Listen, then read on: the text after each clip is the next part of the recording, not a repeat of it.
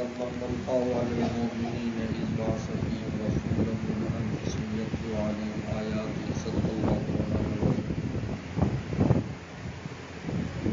اللہ تعالیٰ نے پیغمبر صلی اللہ علیہ وسلم کو سب سے پہلا فریضہ عطا فرمایا تھا تلاوت آیات، سب سے پہلا فریضہ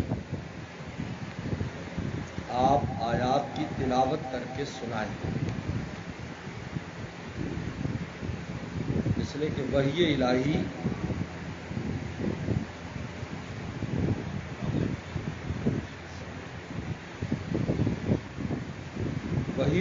جو ہے وحی الہی کا زبان سے ادا کرنا یہ آسان نہیں، اس لیے کہ اللہ تعالیٰ کے الفاظ ہیں، اور نہ صرف اللہ تعالیٰ کے الفاظ ہیں، اللہ کی صفات ہے، وصف ہے، کلام اللہ کا وصف ہے، اللہ متکلم ہے اور ان کا کلام، اور کلام اتنا بھاری ہے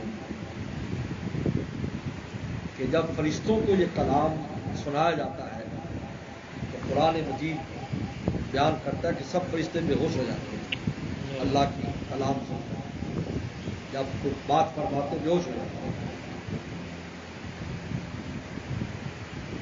جب ان کے دل سے گھبراہٹ دور ہوتی ہے وہ ہوش میں آتے ہیں، ماذا قال ربکم، پوچھتے رب نے کیا کہا، قال الحق، ماذا قال آنفا، کیا کہا، حق، حق بات کی اللہ نے، اور ہر ایک کو وہ بات یاد ہو جاتی ہے جو اللہ نے فرمایا ہوتا ہے۔ اور جب پیغمبر سلام پر وہ وحی آتی ہے، وہ کلام اترتا ہے، تو آپ ایک حدیث شریف میں آتا ہے کہ جب بھی مجھ پر وحی آتی تھی تو مجھے ایسی آواز آتی تھی جیسے زنجیریں جو ہیں وہ پہاڑوں پر گھسیٹی جا رہی ہوں، اور مجھے خوف ہوتا تھا کہ میری جان نکل جائے گی۔ حالانکہ نبی جو ہے حضور صلی اللہ علیہ وسلم جو ہے ان میں 40 جنتی مردوں کی طاقت تھی، اور ایک جنتی مرد میں 100 انسانوں کی طاقت ہوتی ہے۔ جی انشاءاللہ۔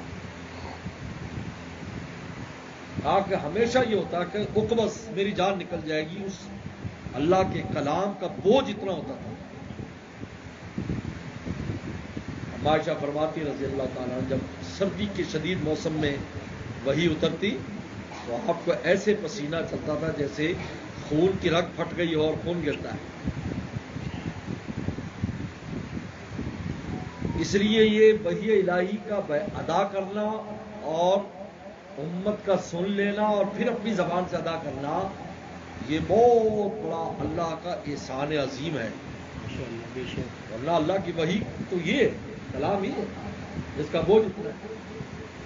فرشتوں جیسی مخلوق سنتے تو بے ہوش ہو جاتی ہے، پیغمبر صلی اللہ علیہ وسلم ہر دفعہ فرماتے ہیں انی عقبت، مجھے ایسا ہوتا ہے میرے بھی جان نکل جائے، اتنے مجھ پر بوجھ پڑتا تھا، اوٹھنی زمین پر بیٹھ جاتی تھی چلتی ہوئی۔ فرمایا یتلو علیہم آیاتی، آپ کا پہلا فریضہ یہ ہے کہ یہ وحی جو ہماری ہے، ہمارا کلام ہے، وہ ایک خاص شان رکھتا ہے، آپ ان کو پڑھ کر سنائیں۔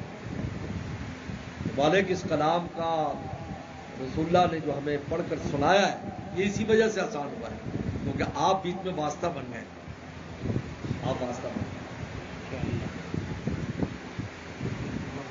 آپ واسطہ بن گئے، کیونکہ جب کوئی چیز واسطے سے آتی ہے اس کی شدت کم ہو جاتی ہے، آسان ہو جاتی ہے، ڈائریکٹ آئے گی تو بہت مشکل کام ہے، لیکن اگر واسطہ بیچ میں آ جائے گا کم ہو جائے گا۔ یہ جو سورج کو دیکھ لیں، اگر یہ براہ راست اس کی آئے جہاں وہ کیا کھلا ہوا ہے، جہاں پر کوئی اوزون کھل گیا، یا آسٹریلیا کے علاقے میں، یعنی میں آسٹریلیا گیا تو 2012 میں، یعنی صرف 10 منٹ کے لیے آپ ایسے ہاتھ باہر نکال لیں، 10 منٹ اپنی گاڑی سے، کالا بالکل کالا، 10 منٹ بالکل کالا ہو، ہم رات دن پھرتے دھوپ میں، پتہ چلا کتنے واسطے ہیں بیچ میں جن واسطوں سے گزر کر روشنی ہم تک آتی، تب بھی اتنی گرمی ہے لیکن وہ ہمیں نقصان نہیں دیتے. اگر ڈائریکٹ آئے تو پتہ نہیں کیا حال ہو. تو نبی کا جو واسطہ بیچ میں ڈالا ہے اس لیے کہ کلام الہی میرے اور آپ کے لیے آسان ہو جائے. سبحان اللہ.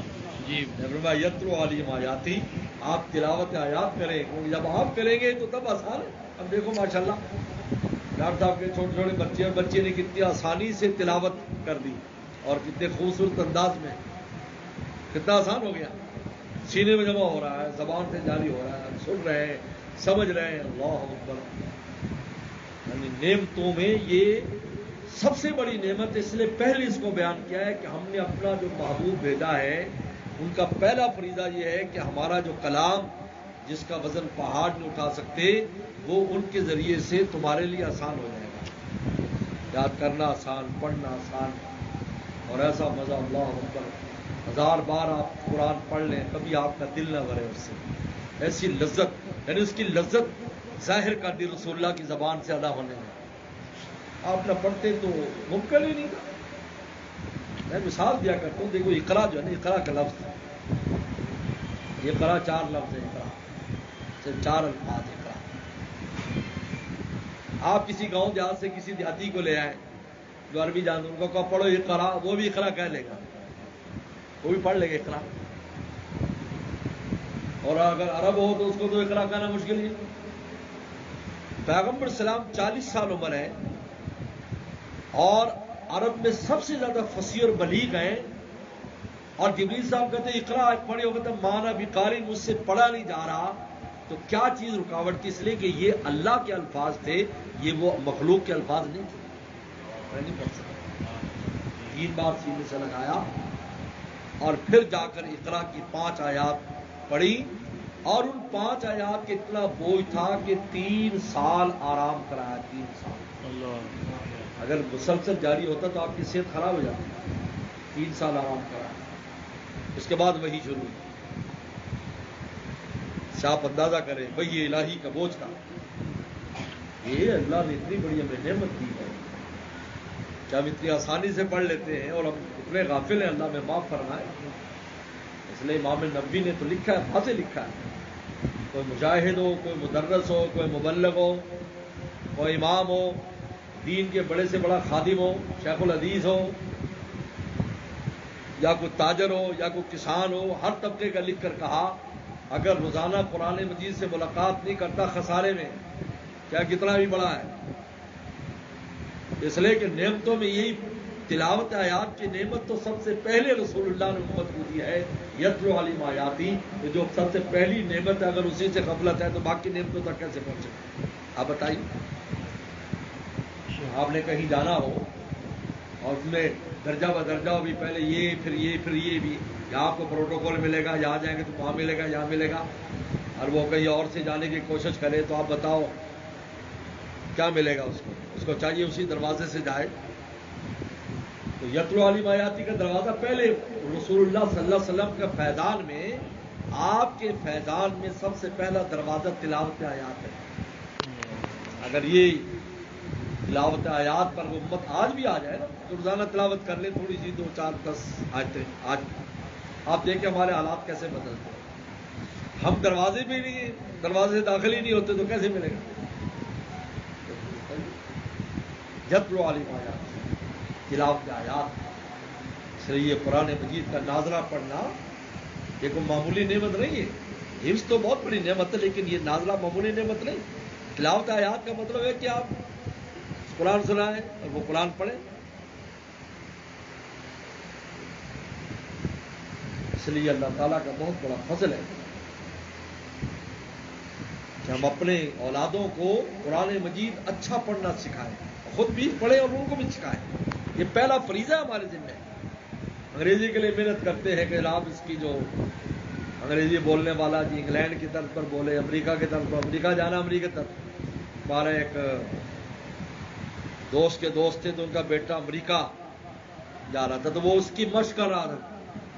میری ان کو ملاقات ہوئی تھی, وہ ملاقات میں بھی آدھی انگریزی بولتا تو اسی ٹون میں کہ جی, میں نے کہا یار یہ انگریزی کون سی طرز کی بول رہا ہے؟ ان کا جی یہ امریکی ٹون کی مشق کر رہا ہے کیونکہ اس کو امریکہ جانا ہے. اور یہاں جو جنت میں پہنچانے والی ٹون ہے قرآن مجید, اس کی ہم محنت نہیں کرتے. اس ٹول نے تو جنت میں پہنچانا ہے. یہاں ہم تلاوت شروع کریں گے تو فرشتے آنے شروع ہو جائیں گے. ایک ایک حرف کے اوپر 10 نیکیاں مل رہی. خیر کے دروازے وسلم نے جو احسان ہم پر فرمایا اس احسان کا پہلا یہی ہے. یعنی اگر ہم اس میں ہمارا حصہ نہیں ہے تلاوت میں, اس کا مطلب ہے کہ وسلم کے احسانات میں سے ہم فائدہ نہیں اٹھا رہے. اللہ فرماتے ہم اتنا بڑا لقد من اللہ فرماتے ہم نے بہت بڑے احسان کیا ہے تم لوگوں پر کہ اپنا پیغمبر بھیجا کہ جو تم پر میری آیات کی تلاوت کرتا ہے. تو سمجھ اور اس کی بات تو بعد میں, پہلے نمبر تلاوت ہے. تو اس سے ہم نے کیا فائدہ اٹھایا بتائیے. ایک آدمی کہے اگر کوئی بہت بڑا بادشاہ کہ بھی تم پر فلانا میں نے احسان کیا اور رعایا اس احسان سے فائدہ نہ اٹھائے تو پھر بادشاہ کیا کرے گا ان کے ساتھ؟ سب کچھ بند کر دے گا ان کا. نالائق لوگ ہیں. جو ہم سب سے قیمتی چیز تھی ہم وہ ان کو دے رہے ہیں اور وہ لینے کو تیار ہیں, اس کے بعد ہی باقی چیزیں ملنی ہیں. آج قرآن مجید سے جو دوری ہے یہ ہمارے لیے بہت بڑی خیروں کے لیے رکاوٹ بنی ہوئی. یاد رکھیں پہلے تلاوت ہی کرنی. فرمایا 2 آیات پڑھ لو, 10 پڑھ لو, 5 پڑھ لو. حدیث میں آتا ہے 2 آیات پڑھ لو 2 اٹھنیوں سے بہتر 5 پڑھ لو, 5 سے 10 پڑھ لو, 10 سے بہتر. تو بہرحال بہت خوشی ہوئی الحمدللہ یہاں پر قرآن مجید کا انتظام کیا ہے. بہت بڑا صدقہ جاریہ ہے. قاری صاحب جو پڑھاتے ہیں, اخلاق صاحب جو بھی انتظام کرتے ہیں, جن کے بچے پڑھتے ہیں, بہت بڑی نعمت ہے. ہمیں اس سے خود بھی فائدہ اٹھانا چاہیے اور اپنے بچوں کو پہلا کام یہ کرایا کہ ان کو قرآن اچھا پڑھنا ہے. بس اگر حافظ بنائیں تو بہت اچھی بات ہے, نہ قرآن اچھا آئے ان کو پڑھنے کے لیے. بس یہ یاد ہے تاکہ وہ جب بھی زندگی میں بلا تکلف قرآن مجید کی تلاوت کر سکے. کیونکہ زندگی ہمیشہ تو لاابالین رہتے, وقت آتا ہے کہ انسان پر کا دل چاہتا ہے اب اللہ کی متوجہ ہو جاؤ. قرآن اس کو صحیح پڑھنا ہے. واخر دعوانا ان الحمدللہ. اللهم لك الحمد كما صلى على محمد كما تعلم واغفر بنا كما انت انك انت القواب والغفور. ربنا ظلمنا انفسنا وان لم تغفر لنا وترحمنا لنكن من الخاسرين. اللهم انا نسالك الهدى والتقى والعفاف والغنى.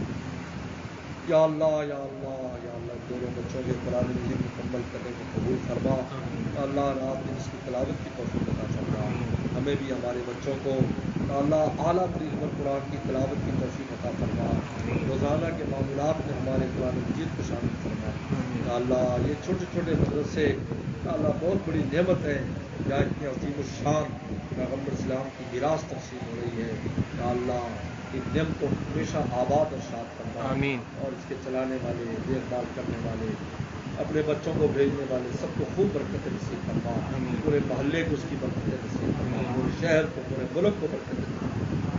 یا اللہ اس ملک کے جو حالات ہیں یا اللہ اگر بچا سکتا ہے تو یا اللہ یہ دین والے اور یہ طالب علم, یہ درویش, یہ مدرسے جہاں پر آپ اللہ تعالی رسول کی یا اللہ سدائے جو یا اللہ ان کی برکت سے سب کی حفاظت فرما. اور ہمارے ملک کو اس تکلیف دہ صورتحال سے یا اللہ نکال. یا اللہ غیب کے خزانوں سے امداد فرما. یا اللہ قدم قدم ہونا امداد فرما. یا اللہ یہ مبارک محفل ہے, قرآن کی مکمل ہوا ہے, دعائیں قبول ہوتی ہیں. اللہ ہمارا سفر بھی ہے, اللہ ہمارے سفر کو قبول فرما, آسان فرما. ہمارے حج کو حج مبرور فرما. جتنے لوگ بھی حج پر جا رہے ہیں سب کے حج کو حج مبرور فرما. سب کے حج کو حج مبرور فرما. اللہ ذنب مغفور فرما, سایہ مشکور فرما. اللہ ہر طرح کی آسانیاں فرما. ہر قسم کی مشکل سے ہماری حفاظت فرما. سفر میں ہر طرح کی آفت فرما. اللہ صاحب کے سفر والخلیفۃ فی الارض. وہ لوگ جہاں یا اللہ ان کو 10 دنوں میں خوب عبادت کی توفیق عطا فرما. 10 دن میں آپ کو راضی رکھنے کی توفیق عطا فرما. اب جو نہیں جا سکے ان کو بھی حرمین شریف جانتے نصیب فرما. یا اللہ اس مدرسے کو قبول فرما. ہندو میرا چنگی عطا فرما. تمام دینی مدارس کی حفاظت فرما. ہمارے مدرسہ جامع لوگ دعوت نگر کی خوب حفاظت فرما. اس کے چپے چپے میں عاقل پیدا فرما. ہر قسم کی شر اور فتنے سے محفوظ فرما. یا اللہ آپ سے رزق روٹی کے جو وسائل بھی ان میں خیر و برکت پیدا فرما. مردوں کے بوجھ سے محفوظ فرما. بیماروں کو شفا عطا فرما. مومنین مرحومات کو محفوظ فرما. صلی اللہ تعالیٰ علیہ وسلم.